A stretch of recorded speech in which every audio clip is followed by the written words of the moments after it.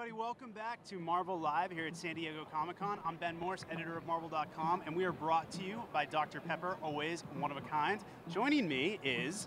Judy Stevens, cosplay correspondent, and obviously lots of unicornness. I'm wearing lots of unicorn, that's clearly not the And we have a very special guest with us, making his first ever appearance on our live stream. Is that true? It's true. Dun dun dun! Because we've only been doing this a few conventions, and you don't do conventions Well, that often. in my house, I have a cardboard Ben Morris and a cardboard you, and I do this like Rupert Pupkin and King of Comedy. And just Mom! I'm doing... Anyway, sorry. No, Cardboard Ben Morse has a lot more personality. I feel like you should tape this, and you should send it to us. Okay.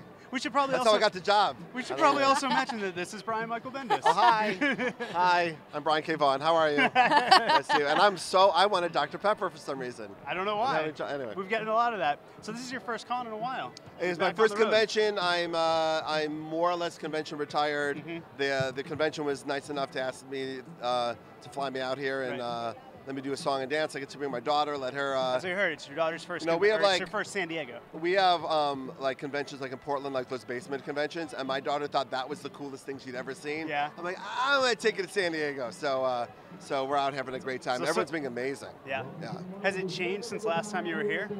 Not much. I mean, there's always the things that aren't here anymore and the things that are replaced. It's always interesting to see which big conglomerate organization is wasting their money the most with some giant nonsense. Oh yeah. Like there was always one building that had they were talking about the Hilton had that. It was always a movie that bombed. It was like Skyline, like 2 years ago. Yeah, it was pretty much if you don't want your movie to do well, here's where you advertise. And then this is the first year they don't have a thing on the side of their building. Someone caught on. Yeah, finally after 5 years, like a Scott Pilgrim, no, Skylight, no. Maybe let's not do that. So yeah. I'll let you guys know if you have questions for Brian, send them on Twitter. Use the hashtag MarvelSDCC. Judy is monitoring that right now.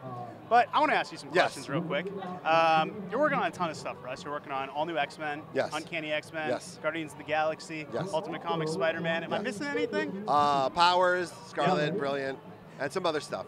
I like when you say brilliant because it just sounds like you're saying like Scarlet, brilliant. Brilliant. Yeah.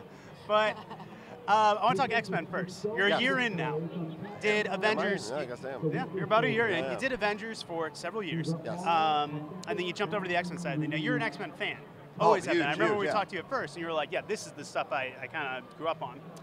Let's check in. You're in. How are you feeling about it? I'm truly amazed by the response. It's been so wonderful and emotional. I had a very emotional day yesterday with fans coming up, just and you know, you don't get that online. We were just talking about, you tell a joke, you don't always get a laugh. You know, LOL isn't a laugh, you know. But I had people coming up and, you know, just being very emotional about the characters and what they feel about them. And so I'm feeling very warm and tingly today still, because it's so nice. Usually I'm alone in my room staring at a wall. So so this is much different. And so yeah, it's been amazing, and I really do appreciate how much the X-Fans in particular, there's Rogue right over there, you know, have come out to you know, speak their mind and express themselves. So still feel new to you, or do you feel like you know, it does. Oh no, I feel in control of it, but it does. I feel like I've just skimmed the surface of what we can do and what we can accomplish. Speaking of which, you're heading into your first big crossover event, Battle of the Atoms. Yeah. Coming up, I believe is it August or September? September. All right, so it's coming up in September, and as an old school X-Men fan myself, you know, to me, it's not X-Men until we have a nice 4-book crossover. Yeah. That's something you didn't, you know, you did the company-wide events before, but when you were doing the Avengers book, you were writing all of them mostly. Yeah, exactly. This is the opportunity. Crossing over with myself. Yeah, exactly. So this is your chance to kind of collaborate with a few other guys and do a big crossover event within the X-Men, which is part of their DNA to begin with. So how's that going? Great. No, Jason came up with this cool idea that was kind of what he thought of when he was reading All New X-Men, and the X-Men from the future come back, to come to the present and say, X-Men from the past, you have to get out of here. You have to get out of here right this second. And hell breaks loose. And what happens, you have the X-Men from the future, the past, and the present all together for us to celebrate the 50th anniversary of X-Men, which you know, which is what this is about. And it really allows us to really examine what the X-Men mean, what they should mean, what they will mean, and as people have seen online already, some of the designs for the future X-Men are insane, crazy good. Yeah, and not everyone knows who all these characters. Yeah, you don't. Are Yeah, yet. they all have secrets. They're all, they've all lived a life we don't know about yet. Yeah. They all have agendas we don't know about There's yet. some pretty cool twists, especially when it comes to the future X-Men. That I'm really excited to see. People see that Zorn and Ice Hulk and Xavier and some really cool stuff. So. Yeah. Switching gears, Guardians of the Galaxy, huge launch right out the gate. Yeah, really excited. Yeah, and next issue, issue 5, which is the big coming one. out really soon. Yeah, is the first game issue with Angela and Sarah Pichelli's career best work. So. Yeah. So what was it like? I guess I want to ask. Obviously, you wrote Age of Ultron. You knew Angela was coming in at the end. When was the decision made that, all right, the next place she's going to be is Guardians, and you're going to be kind of taking care of her? It was all part of the first Joe called me because I asked. I said, at the end of Age of Ultron, we have an opportunity to do some crazy stuff, like one of those rare opportunities. What's the craziest thing that could fly out of that book? Yeah. Like what? And I know enough to go. There's so many, balls in the air and wheels turning that I would even know what the craziest thing is yet. And I go, but let me know what's the craziest thing. And then like a week later, Joe Quesada called up and goes, hey, remember Angela? And I go, from Who's the Boss? No, I said Angela, and then he told me the whole story that brought us to here to Angela. Being part of the Marvel Universe. What do you think about that? I go, that is exactly what I'm talking about, because even I'm going, what? Yeah. What are you talking about? So, and then I got on the phone with Neil and we talked it through, and then it was just so obvious where she would land that the Guardians would be the first thing she it just literally couldn't be more organic to the way the stories are being told, and boom, off and running. Well, I think about how excited I would be if Angela from Who's the Boss had shown up at the end of Age of Ultron. Yeah, it ends up as big as the Disney conglomerate is, we do not own Angela from Who's the Boss. You did a lot of research. Yeah, I did. I had a whole graph. Painstaking. I had a Jonathan Hickman Could have had infinite Angelas. Yeah, exactly. I wonder, can you just call up Jonathan Hickman and say, Jonathan, I need a graph? Yeah, I need a graph. I need a graph tonight. He's got him. He's already got it done? Yeah, exactly. So when Angela comes in, is she in fact, they're not even releasing Infinity with art. It's just graphs. Just graphs? It's every page is a graph. Yeah. I love that. That was a way to get Infinity, just the graph edition. Yes. Is Angela coming in as a protagonist? Is she coming in as an antagonist? Well, that's it. She's coming here, and she's not sure what the deal is. Right. And we don't know what the deal with her is. And she's a warrior, and she's going to fight her way through. But she knows enough to know I'm not where I'm supposed to be, and I don't know where I am, and everyone's an enemy until further notice. So she's coming as a antagonist.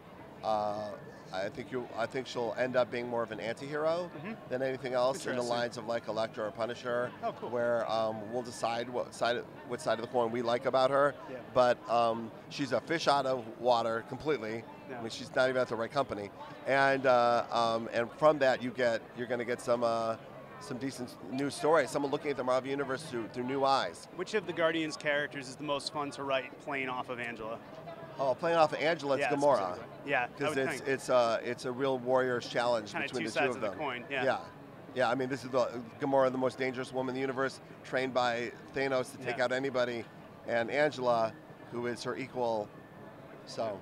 Cool, very cool. I want to remind you guys, if you have any questions for Brian, you can use the hashtag MarvelSDCC. Judy, do we have anything yet? Is it anything? Questions. All right, jump right in. Okay, are they nice questions or are they? There's some great questions. Okay. Actually, one of them came down. It was a while ago. I don't know if I can find it, but it was if one Marvel character became live, real person, and you got to interview them, who would it be? Here at the booth, I think I want to interview Lady Zemo. Have you seen Lady Zemo? No. Yeah, Lady Zemo. I have questions for. Oh my God. Just general life questions. Yeah. So let's go, Lady. Dazzler was walking around before. Yes, I have some questions for her. Different set of questions completely. Yeah. Okay. What else we got here, Judy? Benedict Brook asks, does Angela in Marvel actually come from the Spawn universe? Or is it just a character without the background? Well, no, this character, all this will be revealed shortly in the pages. And as people know, we didn't want to reveal Angela before she came out. It was something we were kind of forced to do. So please allow us to discover why she's here and what she's going to do here in the books. Yeah. If she's here, we all know she's here, but I would love to surprise you inside the books. So that's what you'll see. Okay. Yeah. Billy Staton asks, what small run book indie or otherwise, would you like to pick up and bring into mainstream? That's a good question. Yeah, that's a good question.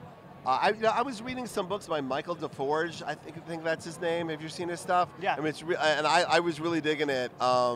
Yeah, that's someone I was like, oh, I wonder what kind of superhero book. Also, but he's one of those guys you read his book. I've never met the guy or anything. I'm like, right. Well, I mean, he might be insane. That guy might be like a lunatic. So It'd probably be good for the good fit then. Yeah, or you know, not understand the gig at all. I don't know the guy, but that's someone whose work was really interesting that a lot of people I don't think know about. So, okay. Yeah.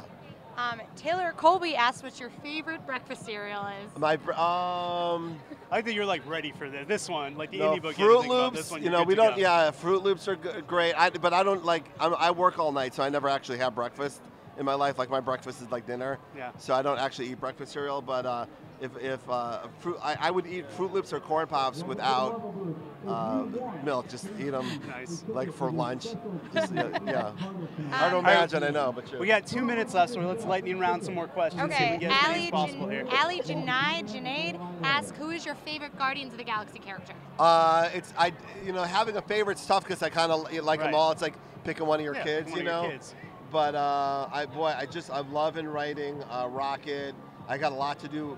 There's a lot of backstory with Rocket. If people read the Infinite comic, we kind of hinted at some cool stuff with him coming up. But if people haven't checked out those Infinite comics, I know we just collected them in print. They're still those are awesome. Tomorrow's, what's it called? Tomorrow's Avengers. Tomorrow's Avengers. Yeah. So those are really great, and the art is. Yeah, that's got a little tickle of what we're going to do with each character. But I like Drax because he's kind of got the like Clint Eastwood in Unforgiven. He's like this the toughest guy in the universe. Everyone's trying to make their name off his back. Yeah, right. And listen, Peter's the backbone of the whole thing. Yeah. Peter and the relationship with his father, and I'm loving writing that.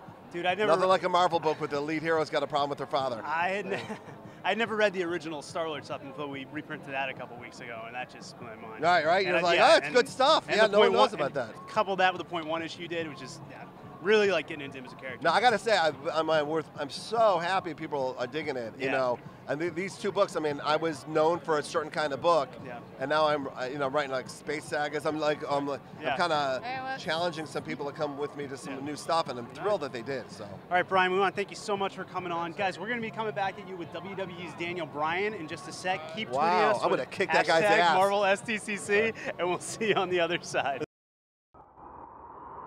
Marvel, your universe.